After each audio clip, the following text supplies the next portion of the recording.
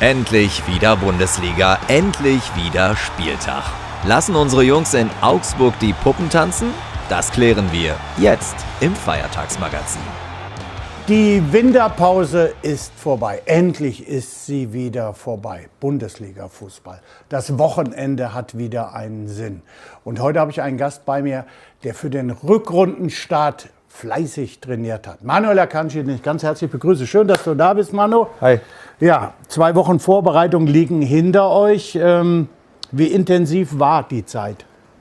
Ja, sehr intensiv, wie es eigentlich immer ist in der Vorbereitung. Wir trainieren viel, aber es ist nicht ganz so anstrengend wie im Sommer, weil die Pause auch kürzer ist.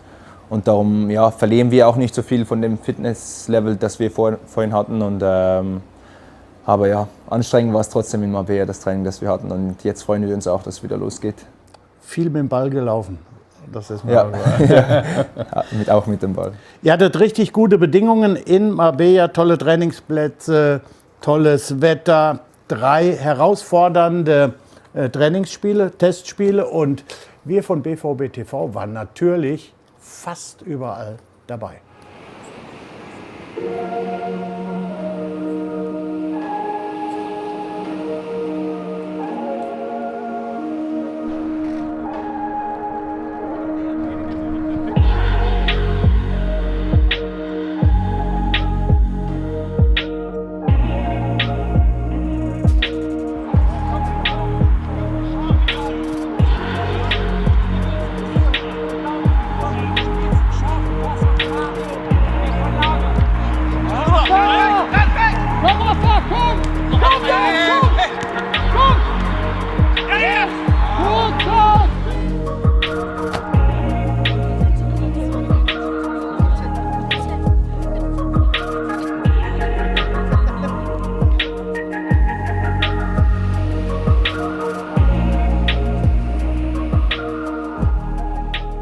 Ja, das waren ein paar wenige kleine Eindrücke. Den ganzen Bericht Inside Trainingslager, den gibt es ab Sonntag auf allen BVB-Kanälen. Müsst ihr euch unbedingt anschauen.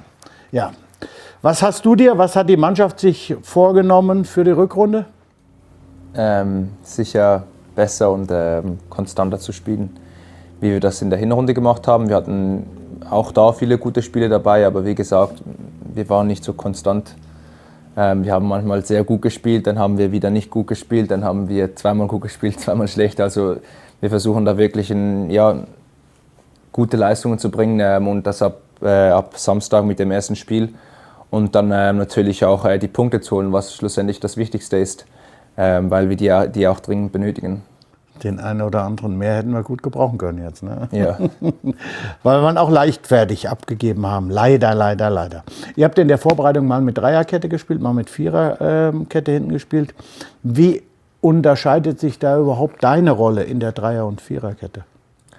Also wenn wir zu dritt sind, dann haben wir halt noch einen mehr hinten, der dafür da ist, das Tor zu verteidigen. Aber im Spielaufbau ist es immer ein bisschen unterschiedlich, zum Beispiel wie der Gegner einen anläuft. Also wenn der Gegner sich fallen lässt, kommt es nicht darauf an, ob wir 2 oder 3 hinten sind, dann hat man eigentlich viel Platz. Aber mit 3 spielt man halt vielleicht als Verteidiger, also die 2 Innenverteidiger, die außen spielen, spielt man vielleicht ein bisschen öfters mal gegen den Flügelspieler, die meisten halt ein bisschen schneller sind wie der ein oder andere Stürmer, aber schlussendlich ist es Fußballspiel und viel verändert sich nicht. Es sind ein paar einzelne Dinge, aber es kommt auch immer auf den Gegner drauf an, wie er spielt. Was spielst du lieber? Gibt es eine Formation, wo du sagst? Nee, das ist mir eigentlich wirklich egal. Auch in der Nationalmannschaft spielen wir eigentlich immer mit der Dreierkette. Hier habe ich bis jetzt eigentlich fast immer mit der Viererkette gespielt und mir gefällt wirklich beides. Ich freue mich einfach, wenn ich spielen kann. Morgen geht's los, Auswärtsspiel in Augsburg. Sicherlich nicht ganz einfach. Wie wollt ihr die Jungs knacken? Ja, am liebsten so, wie wir sie hier geknackt haben. Also nicht so startend, wie das hier war im Sommer. Aber wir haben den Rest des Spiels haben wir sehr gut gespielt. Und wir wissen, dass es schwer wird. Augsburg hat sich auch gesteigert gegen das Ende der Saison. Sie haben viele wichtige Punkte geholt für sie. Und für uns zählt es jetzt das Gleiche. Wir müssen auch Punkte holen und damit müssen wir am Samstag beginnen. Und dafür müssen wir effizient sein und hinten gut zusammen verteidigen. Einer, der nicht mehr dabei sein kann, ist ein alter Kumpel, Julian Weigl. Der ist zu Benfica Lissabon gegangen. Und als er mitgekriegt hat, dass du heute bei mir bist, mein Gast bist, hat er uns natürlich was geschickt. Hi Manu, hi Nobby. Ich hoffe, euch geht's gut. Ich schicke euch ganz liebe Grüße aus Lissabon.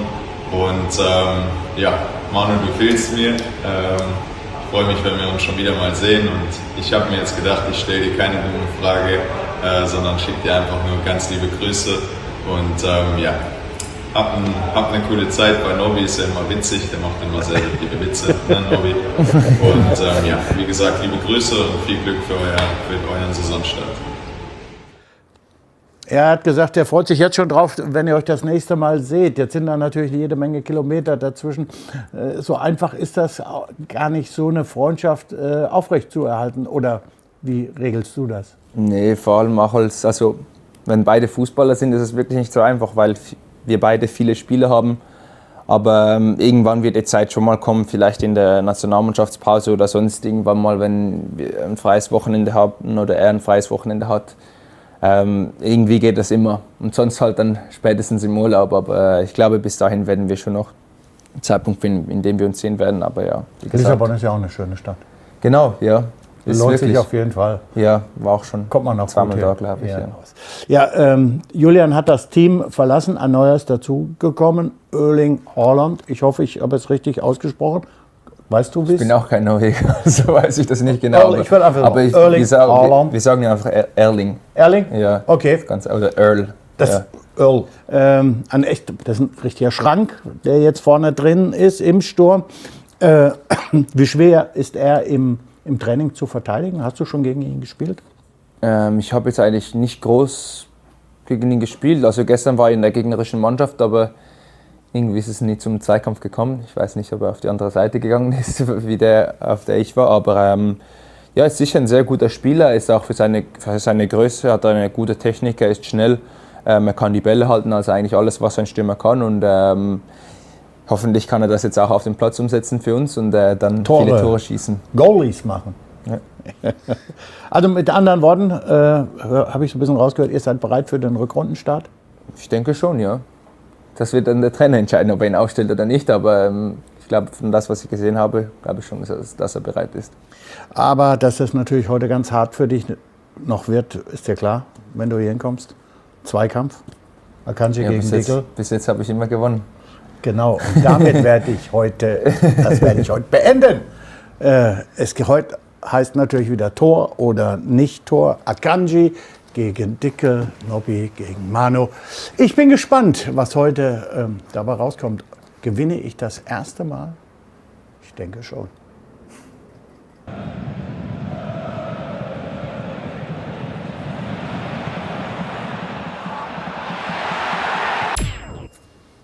Drei, 2, 1.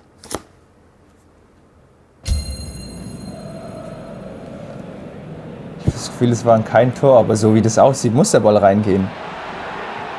Ja, der muss rein.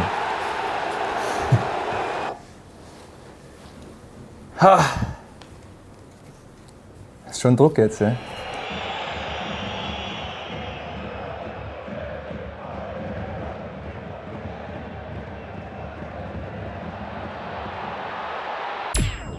Drei, 2, 1.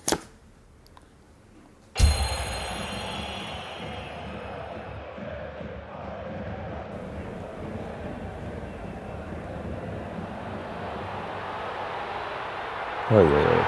Ach, ey.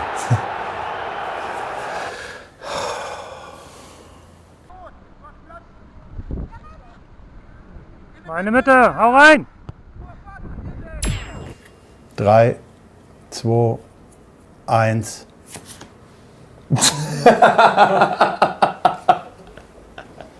Das habt ihr alle gesehen, oder? 1.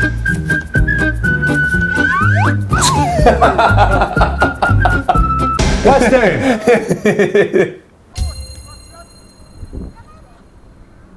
Meine Mitte, hau rein! Geil! Ja, das sieht man. Ja, klar. Darum wolltest du jetzt zuerst die schwarze hochhalten. Nein, hab ich gedacht, das ist doch gelb, der geht doch rein. Ja, wir schauen mal auf den Zwischenstand, 26:28. Ich habe nicht aufholen können, 1:1 das Ergebnis.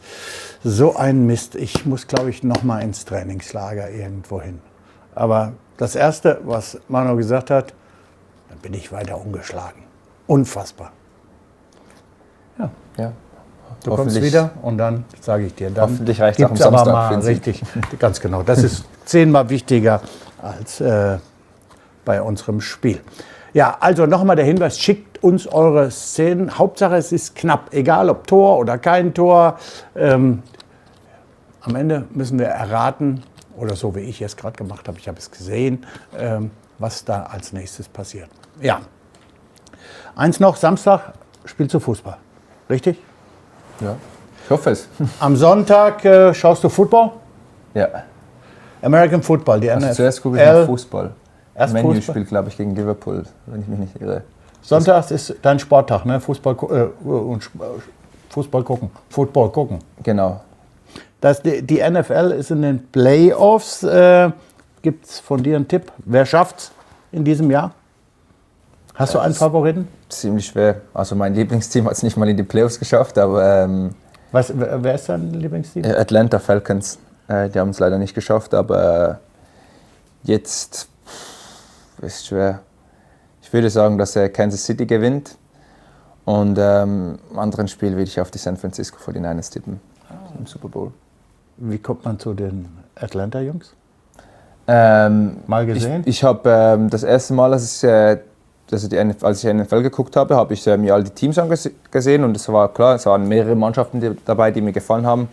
Aber irgendwie hat mich diese Mannschaft einfach am meisten inspiriert und meine Cousins, die auch aus Amerika sind irgendwie auch Atlanta-Fan und vielleicht haben sie mich irgendwie ein bisschen draufgebracht, Ja, genau. durch dass ich mit ihnen halt oft Kontakt habe und ja, so wurden sie zu meinem Team, ja. Schön. Ja, wir haben natürlich auch wieder ein Foto gemacht, Manu und ich. Das könnt ihr ab nächste Woche ersteigern. Also immer wieder auf unsere Website gehen und mitbieten für diese tollen Binder. Das war's heute vom Feiertagsmagazin. Drückt die Daumen, egal wo ihr morgen seid. Und du bringst 3 Punkte mit aus Augsburg und wir sind alle glücklich. Danke, schön, dass du hier warst. Danke. Manuel. Tschüss, macht's gut. Der Nobby und der Manu.